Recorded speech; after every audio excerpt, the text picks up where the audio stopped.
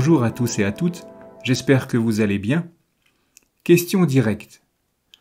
Le but de la méditation est-il d'arrêter de penser?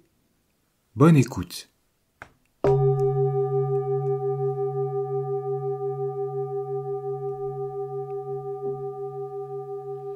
Si vous avez commencé à pratiquer la méditation et que vous vous sentez frustré parce que vous ne pouvez pas vous arrêter de penser pendant que vous méditez, détendez-vous. La méditation bouddhiste n'a pas pour but d'arrêter les pensées ou les émotions.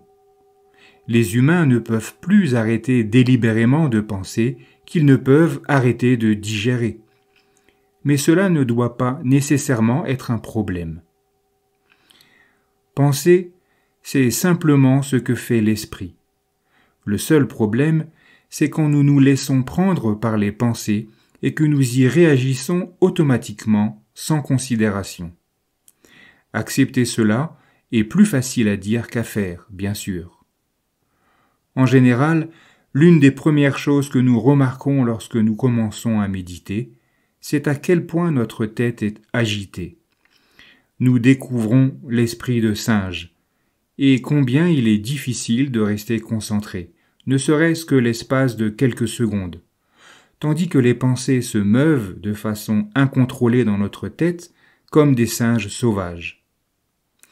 Même si nous ne pouvons pas arrêter les pensées, nous pouvons cependant renforcer notre concentration et stabiliser l'esprit afin de ne pas succomber à chaque pensée qui se manifeste. Dans toutes les écoles contemplatives du bouddhisme, il est conseillé aux débutants d'observer les pensées qui apparaissent et qui disparaissent. Dans ses premiers enseignements, le Bouddha conseillait à ses disciples d'être particulièrement vigilants à l'égard des pensées qui donnent naissance aux trois poisons que sont la cupidité, la haine et l'illusion.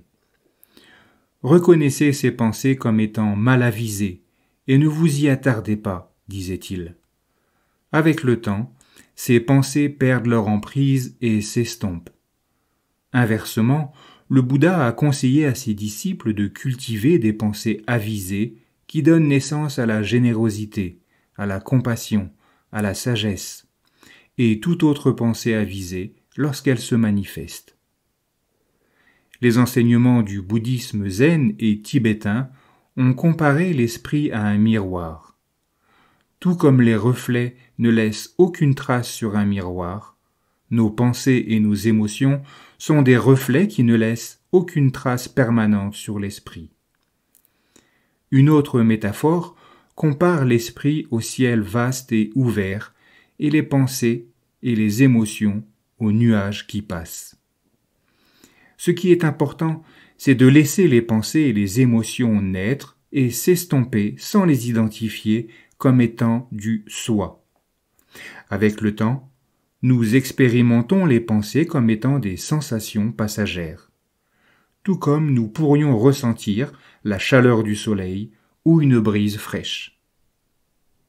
Voilà pour cette question directe. Il me reste à vous souhaiter de belles méditations et une belle journée. Je vous dis à bientôt.